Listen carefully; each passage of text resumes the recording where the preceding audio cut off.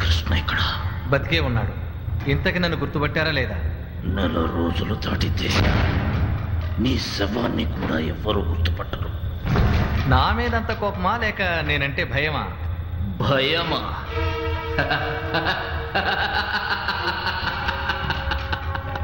చేతిలో ఆయుధాన్ని పట్టుకుని చుట్టూరా సాయుధ బలగాల్ని పెట్టుకొని కూడా నన్ను కట్టేసి మాట్లాడుతున్నా నువ్వు భయం గురించి నాకు చెబుతున్నావు? పిరికి పంద, ధైర్యం ఉంటే కట్లు విప్పి చూడ. మీ మాటలు విని రెచ్చిపోవడానికి నేను తీవ్రవాదిని కాదు.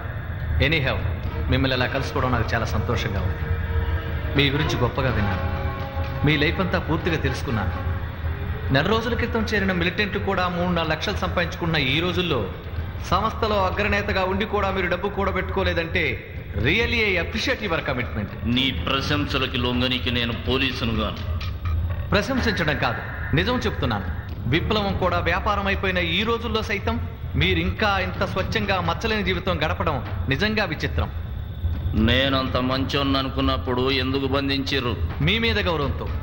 మీరు నడుస్తున్న దారి మంచిది కాకపోయినా మీరు మంచివారని నాకు తెలుసు. ఎస్, మీరు గంజాయి వనంలో తులసి మొక్క లాంటి వారు. అందుకే అవకాశం ఉన్నా మిమ్మల్ని చంపకుండా పట్టి తెచ్చాను. తులసి మొక్క ఉండవలసింది అడవిలో కాదు, ఊర్లో. ఈ విషయం మీకు నచ్చజెప్పడానికే ప్రాణాలకు తెగించి మిమ్మల్ని పట్టుకొచ్చాను. నీ దగ్గర ఇన్ని విద్యలున్నాయి. సి మిస్టర్ అశోక్, నాలాంటి తులసి మొక్క అడవిలో ఉన్న ఎవ్వనికి నష్టం లేదు, కానీ నీలాంటి గంజాయి మొక్కలు ఊర్లలో ఉండడంత మంచిది కాదు. నీ మాటల గారడితో నన్ను మార్చలేవు. అనవసరంగా టైం వేస్ట్ చేయకుండా నన్ను ఇంకా ప్రాణాలతో ఎందుకు ఉంచినావు? నా నుంచి ఏం ఆశిస్తున్నావు అది చెప్పు. ప్రాక్టికల్గా ఆలోచించండి. 3 దశాబ్దాల మీ ఉద్యమం ఎన్ని మలుపులు తిరిగిందో గమనించండి. 30 సంవత్సరాల క్రితం అంటే భూస్వామ్య వ్యవస్థ ఉండేది. ప్రజల మీద దౌర్జన్యాలు, అత్యాచారాలు జరిగేవి. సామాజిక వివక్షకు, శ్రమ దోపిడీకి గురై అట్టడుగు వర్గాల ప్రజలు దుర్భర జీవితాన్ని గడిపేవారు. అప్పుడు మీరు ప్రారంభించిన సాయుధ పోరాటానికి ఔచిత్యం ఉంది. మీ పోరాటం వల్ల ప్రజలకు మేలు జరిగిందని నేను కూడా ఒప్పుకుంటున్నాను. కానీ ఇప్పుడు ఆనాటి అత్యాచారాలు లేవు, అంటరానితనము లేదు, శ్రమ దోపిడీ లేదు, సామాజిక వివక్ష లేదు. ప్రజాస్వామ్యంలో ప్రజలంతా సమానులే. ప్రజల హక్కుల పరిరక్షణకు న్యాయస్థానాలున్నాయి, చట్టాలున్నాయి. నువ్వు చెప్పే చట్టాలు, న్యాయస్థానాలు 30 సంవత్సరాల కింద కూడా ఉన్నాయి. కానీ ఆనాడు ప్రజల్లో చైతన్యం లేదు. ఇప్పుడు ప్రజల్లో చైతన్యం వచ్చింది, అవగాహన పెరిగింది. వారి హక్కులను వారే పరిరక్షించుకోగలుగుతున్నారు, వారి సమస్యలను వారే పరిష్కరించుకోగలుగుతున్నారు. ప్రజల గురించి మీరు ఇప్పుడు ఆయుధాలు పట్టి పోరాటం చేయవలసిన అవసరం లేదు. శభాష్! ప్రజలంతా హాయిగా ఏ దౌర్జన్యాలు లేకుండా బతుకుతున్నప్పుడు మీ పోలీసులు మాత్రం ఎందుకు అనవసరంగా ఖర్చు దండగా? మేము వాళ్ళని పరిరక్షించడానికి పనిచేస్తున్నాం. మేము ప్రజలను రక్షించడం కోసం పోరాటం చేస్తున్నాం. సి మిస్టర్ అశోక్, మీకు చట్టాలు ముఖ్యం, మాకు ప్రజలు ముఖ్యం. మీరు చెప్పినట్టుగా ఏ దౌర్జన్యాలు జరగని, ఏ వివక్ష లేని ఒక్క గ్రామాన్నైనా చూపగలరా? పోనీ మీ ప్రభుత్వ చట్టాలు, రాజ్యాంగం పౌరులకు ఇచ్చిన హక్కులు సగమైన అమలు జరుగుతున్న ఒక్క ఊరినైనా చూపగలరా? మీరు ఇంకా 30 సంవత్సరాల క్రితం నాటి సమాజాన్నే ఊహించుకుంటున్నారు. ప్రజలకు దూరంగా అజ్ఞాతంలో ఉండే కన్నా ఒక్కసారి ప్రజల్లోకి వచ్చి చూడండి. సమాజంలో ఎంత మార్పు వచ్చిందో మీకే తెలుసు. ప్రజలకు దూరంగా ఉంది మీరు. మీకు ప్రతి నెల టెన్షన్గా వేలకు వేల జీతం, లక్షల లక్షల లంచం వస్తుంది. కాబట్టి మీలాగే ఏ సమస్యలు లేకుండా ప్రజలు కూడా ఉన్నారనుకుంటున్నారు. మీరు చెప్పిన స్వాతంత్రం వచ్చి 54 సంవత్సరాలైనా ప్రజలకు తినడానికి తిండి, కట్టుకోవడానికి బట్ట, ఉండడానికి ఇళ్ళు లేవు. అందుకే పేద ప్రజలకు ప్రభుత్వం చౌక ధరలకే నిత్యావసర సరుకులు అందిస్తోంది. మీరు విధిలించే మెతుకులు తిని బతకడానికి ప్రజలు యాచకులు కారు. అయినా మీ సరుకులు ఎవరికి అందుతున్నాయో ఏ డీలర్నైనా పిలిపించి రోకలెక్కించి కనుక్కో.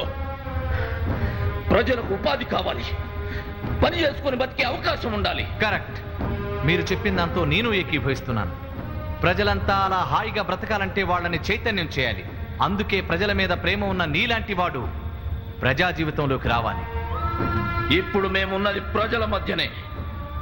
జాతి సంపదను ధనవంతుల చెర నుండి విడిపించి మీరు కాలరాస్తున్న హక్కుల్ని ప్రజలకు అందించి అందరూ సమానంగా బతికే సమాజాన్ని సాధించే వరకు మా పోరాటం ఆగదు. ఇంకా మీ పోరాటం ఎక్కడుంది? నిన్ను పట్టించింది కూడా మీవాడే.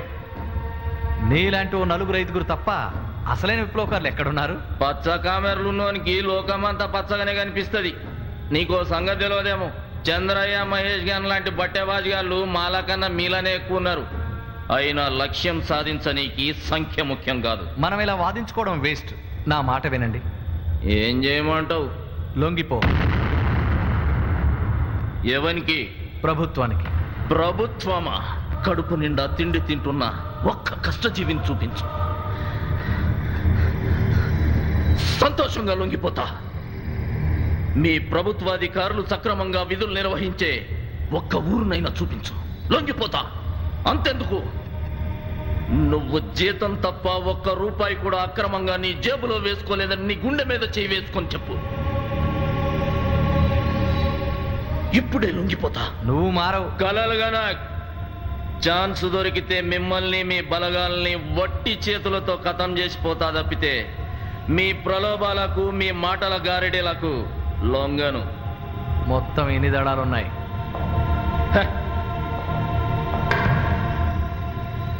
ప్రొవిన్షియల్ కమిటీలో కొత్తగా ఎవరెవరు ఎంపికయ్యారు? నా పేషెంట్స్ను టెస్ట్ చేయొద్దు. మీ సోదర విప్లవ సంస్థలతో మీకున్న కాంటాక్ట్స్ ఏమిటి?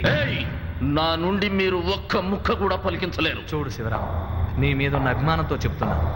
నీకు తెలిసిన వివరాలు మాకు చెప్పి అనవసరంగా నిన్ను చంపాల్సిన పరిస్థితి తీసుకురా. చావంటే నాకు భయం లేదు. ప్రజల కోసం చావడానికి సిద్ధపడే ఆయుధం పట్టాను. మూర్ఖంగా మాట్లాడు. అనవసరంగా ఎందుకు చేస్తావు? తెలిసిన విషయాలు చెప్పేసి నిన్ను అరెస్టు చేసి జైలుకు పంపిస్తాం. అన్ని రకాల సౌకర్యాలతో కనీసం అక్కడైనా హాయిగా బ్రతుకుతావు. కటిక నేల మీద పడుకొని కారడవుల్లో తిరిగిన వాణ్ణి ఎవరికి కావాలని ఇచ్చాడు తుచ్చమైన సౌకర్యాలు. నా మాట విను శివరాం. నీలాంటి వాడిని చూసి ఇంకా ఎంతో మంది ఉద్యమంలోకి వచ్చి అన్యాయంగా ప్రాణాలు పోగొట్టుకుంటున్నారు. ఇక చాలు, ఇప్పటికైనా నీకు తెలిసిన విషయాలు చెప్పేసి లొంగిపో.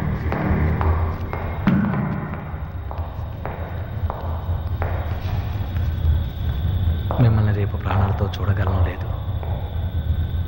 మీలాంటి వాడు చావకూడదని ఆ భగవంతుని వేడుకుంటున్నాను. It was great meeting you Sivaram.